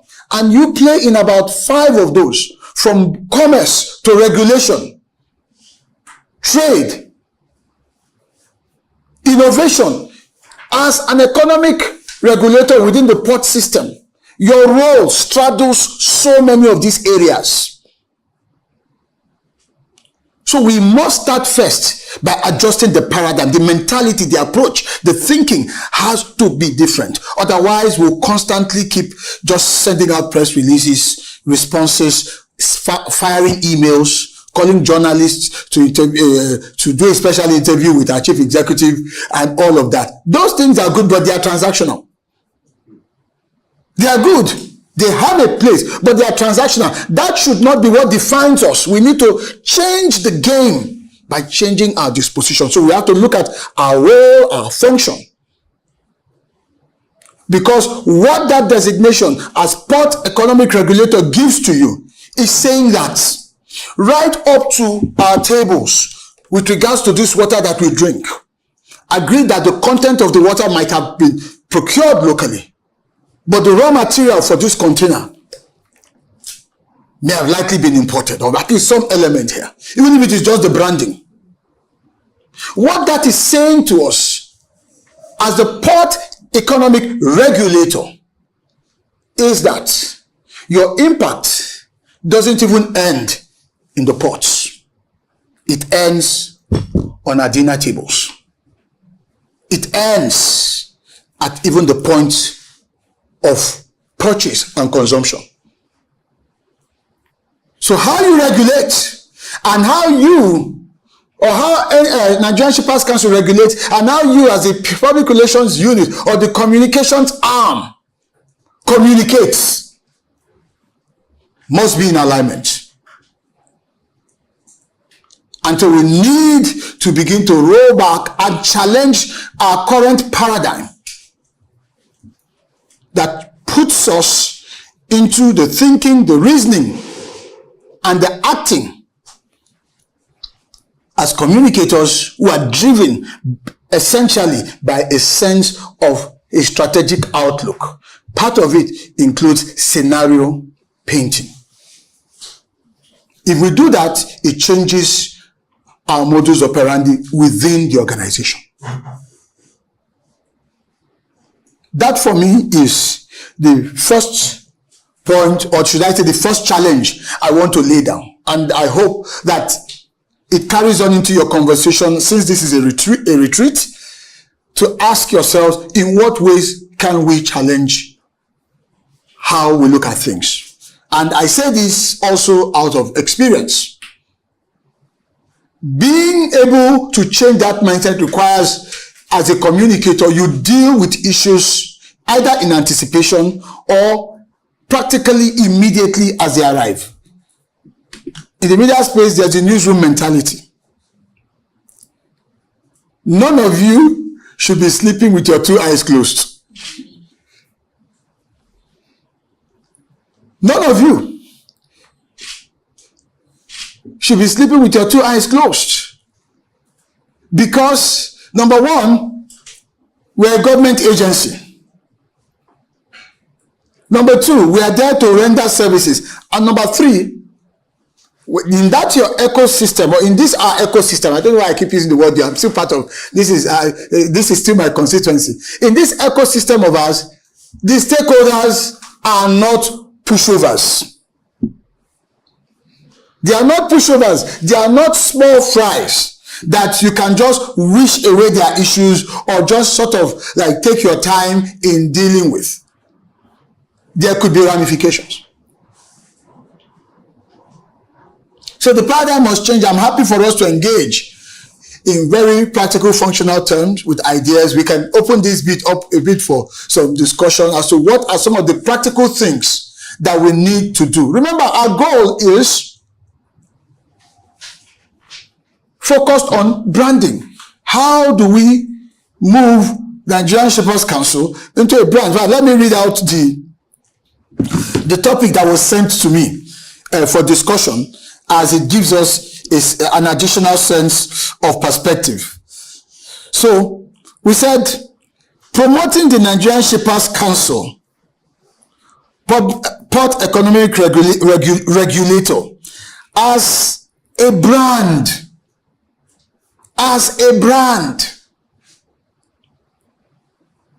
using PR, public relations, to manage and safeguard its corporate reputation, addressing and managing crisis while staying ahead of the competition.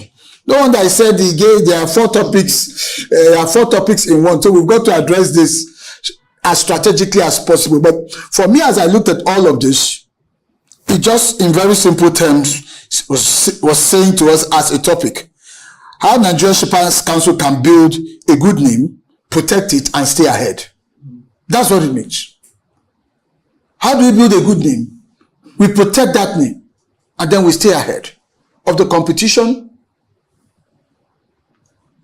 of the various challenges that we're likely to meet and to face. So with that in mind, let me hear from this group. Perspective, current experiences. I'll take one or two. I've made the first point, and that is we need a paradigm shift. Do we agree to a large extent that the model has to adapt? And I say that because I was responsible for an entire PR unit during my 3 years in the NIMASA. So it was constantly a bit of a challenge. And one of the things I tried to encourage the team to do was that, look, you cannot go to sleep at 5 p.m.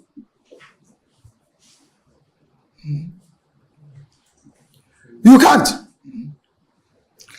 Because, number one, a number of things, and let's level with each other here. Your principal will constantly be under attack, whether you like it or not. For good reasons, for whatever, especially for political reasons. We know that. Because those roles, that's what it comes with the terrain, especially in the maritime sector. It is your responsibility to defend, to protect, because you want the attention on the organization and what it is doing.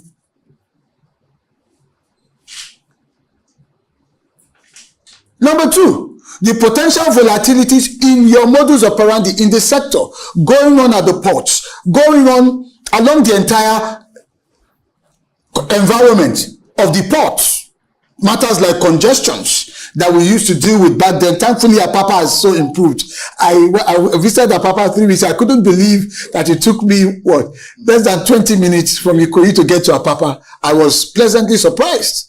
So kudos, Shippers Council. I expect that was part of a major stride in terms of your work, because when that congestion was a problem, it was really more of an economic problem it was creating. That's what it was creating. And who slap does it fall to? Nigeria Shippers Council. Because the port doesn't just end inside the port. The contiguities around the port, the enabling factors for quick evacuation of goods, quick in and out, it's your problem. So you could not have afforded to sleep. And so what should be the nightmare scenario for you now is worrying that it could happen again. So what is in your playbook as a PR unit for that? That's why I said the paradigm has to shift to become much more strategic. What if the build-up begin again? How will you communicate it? How will you deal with it? Of course, management will do its job, but from a public relations standpoint, how will you deal with it? Another point I want to ask you, now that we are enjoying that reprieve, the corridors have become very easy to navigate. How are you leveraging it as gains to strengthen Nigeria Shippers Council as an entity so that it becomes a brand? Because what happens is that there is peace in town. Everybody now goes to sleep. Praise God. That peace is gain. So from a strategic communication standpoint, you should be milking it, addressing it, consolidating on it from a public relations messaging standpoint into gains. But you have got to sit down together as a team and with strategic worldview, ask yourself, how do we do this? Because the window of doing that is what you can actually cash into your brand equity. Because we're talking about how we build this organization into a brand. Everything we do or fail to do as communicators is affecting the brand status, for good or bad. So you can see why I said that the paradigm has to change. It's not just because of handling bad situations. We have to stop doing what I call, or what CNN calls janitorial services. It's CNN that came up with that term, that terminology. Why? During the first tenure of Donald Trump, he would say so many things, and then the White House press unit turned into a PR machine. They were not communicating strategically on issues. So without people like Sarah Sanders, who's now governor in Arkansas, she was always at the forefront. And anytime Trump has gone to say whatever, has done whatever, the next thing you see her there trying to walk it back. And CNN named it aptly. All right, Sarah Sanders was around to, of course, do some janitorial services. We are not janitors.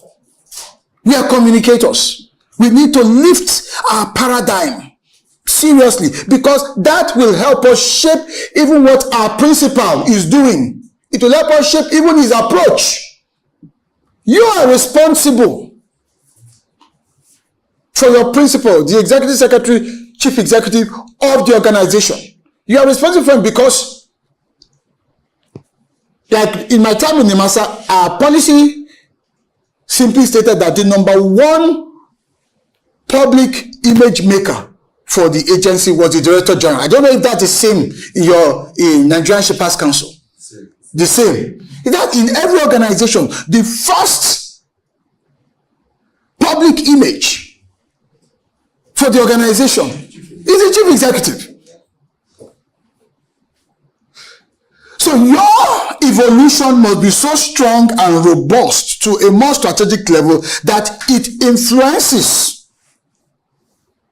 the approach of even your CEO and his immediate team when it comes to putting narratives out there and how they do that.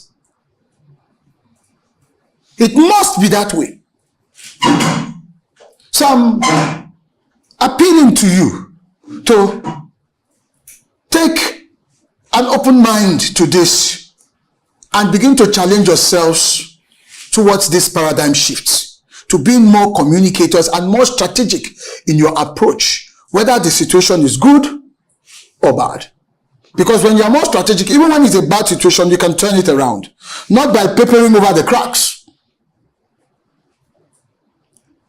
Not by trying to launder the situation, but by acknowledging, accepting, if it's a crisis, for instance, and then positioning what is being done and how you're restoring confidence back into that particular situation. It's still part of strategic thinking. But if you're still transactional, when there's a crisis, the first thing you do is to put up a wall of defense.